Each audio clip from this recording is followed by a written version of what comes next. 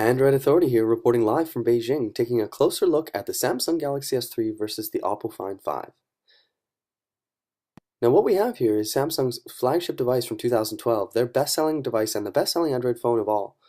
Quad-core processing at 1.4 GHz, a 4.8-inch 1280 by 720 display versus Oppo Find's 5-inch 1080p display.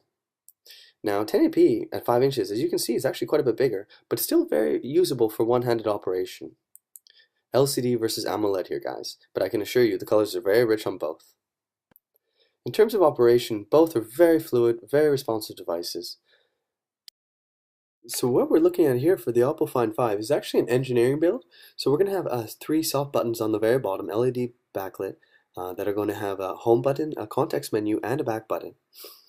So really, they're quite similar actually in terms of the physical footprint, and both are very fluid due to the powerful hardware inside.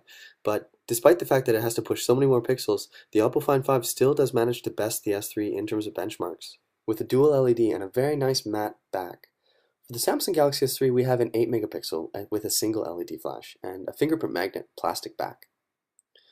Despite the fact that the Oppo Find has a slightly larger battery, it also is slightly thicker, despite not being removable or having microSD. But as you can see from the benchmarks, the S4 Pro really shines and beats the S3. Now, similar to Sony's design, it has a curved back, very Xperia inspired. There are no physical home buttons on the Oppo Find 5. Running Android 4.1 out of the box, as I had mentioned, it does feature 441 pixels per inch, which is stunning. Really, this video will not do justice of how great this looks, and if you've ever had the chance to view the Droid DNA in person, you'll know that 1080p at this pixel density is incredible.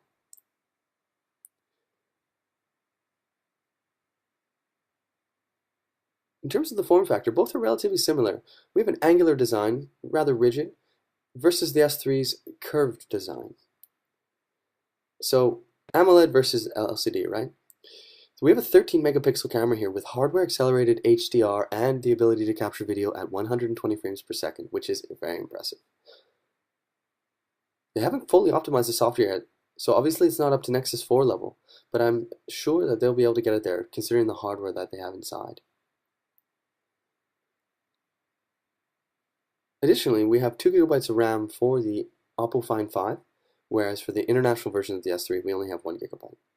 But as you can see, the footprint is slightly larger for the Oppo Find 5. Again, the S3 is thinner and has a removable battery. Though I must say the bezel is very nice and thin on the Oppo Find 5. Now you'll see here that color production is excellent. All you AMOLED diehards out there need not worry. One of the best displays I've ever seen on a phone, and at a $440 price point, it's very impressive. Now there are some things that you should know about the Oppo Find 5.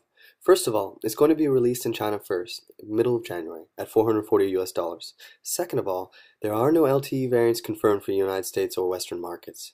Thirdly, Oppo is relatively new to the space, despite having sold over 10 million smartphones last year.